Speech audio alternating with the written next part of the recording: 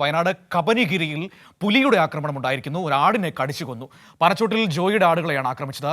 മേഖലയിൽ കഴിഞ്ഞ ദിവസം പുലി ഇറങ്ങിയിരുന്നു. വിവരങ്ങളുമായി ജോഷ്ല ഉണ്ട് നമ്മളോടൊപ്പം. ജോഷ്ല, വീണ്ടും വന്യജീവി ഭീതി വയനാട്ടിൽ വരുന്നു. കഴിഞ്ഞ ദിവസം പുലിയുടെ CCTV ദൃശ്യങ്ങൾ കണ്ടതാണ് നമ്മൾ. ആ പ്രദേശത്ത് തന്നെയാണോ ഇന്ന് ആക്രമണം ഉണ്ടായത്, അതോ ഇത് വേറെ സ്ഥലമാണോ?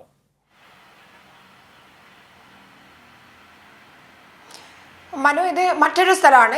അതായത് കബനിഗിരി എന്ന് പറയുന്നത് ഏകദേശം പുൽപ്പള്ളി ഭാഗത്ത്, ആ ഭാഗത്തുള്ളതാണ്. ഇത് ബത്തേരിയിലായിരുന്നു കഴിഞ്ഞ ദിവസം പുലി ഇറങ്ങി വനവകുപ്പ് ഇത്തരത്തിൽ കൂടുകളൊക്കെ സ്ഥാപിച്ചത്.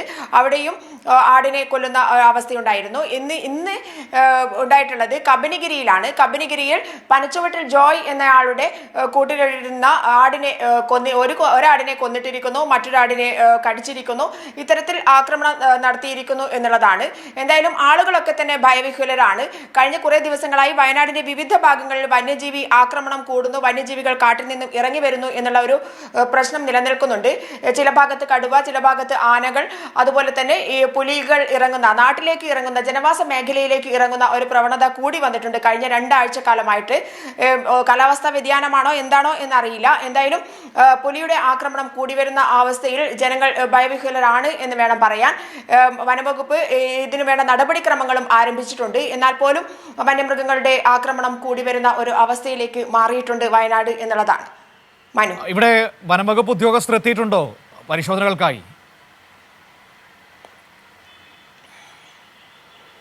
കഴിഞ്ഞ ദിവസം തന്നെ ഈ കബനിഗിരിയിൽ CCTV ദൃശ്യങ്ങളിൽ പുലിയുടെ ദൃശ്യം പതിഞ്ഞിരുന്നു. അപ്പോൾ തന്നെ വനംവകുപ്പ് ഉദ്യോഗസ്ഥർ വേണ്ട നടപടിക്രമങ്ങളൊക്കെ തന്നെ എടുത്തതാണ്. എന്നാൽ പോലും പുലിയാണ്, നമുക്ക് മനുഷ്യരുടെ ഒരു പരിധിക്ക് നിൽക്കുന്ന മൃഗമല്ല.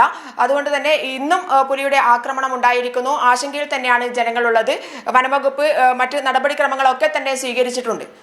മനു, ശരി, ഏതായാലും നമുക്ക് നോക്കാം എന്താണ് അതിൻ്റെ തുടർച്ചയിൽ ചെയ്യാൻ പോകുന്നത്. ഏതായാലും ഇതിങ്ങനെ ആശങ്കപ്പെടുത്തുന്നു. ഇങ്ങനെ മൃഗങ്ങൾ കാടിറങ്ങി വരുന്നത് വല്ലാതെ മനുഷ്യരെ ബുദ്ധിമുട്ടിക്കുന്നു. ജീവിതത്തെ, സ്വത്തുക്കളെ, വസ്തുവകകളെ, മൃഗങ്ങളെയൊക്കെ ഇല്ലാതാക്കി കളയുന്നത് ഏറെ ആശങ്കപ്പെടുത്തുന്നുണ്ട്. മനുഷ്യൻ്റെ ജീവിതമാർഗ്ഗങ്ങളാണ് നഷ്ടപ്പെട്ടു പോകുന്നത്. വിവരങ്ങളാണ് ജോഷ്ല നൽകിയത്.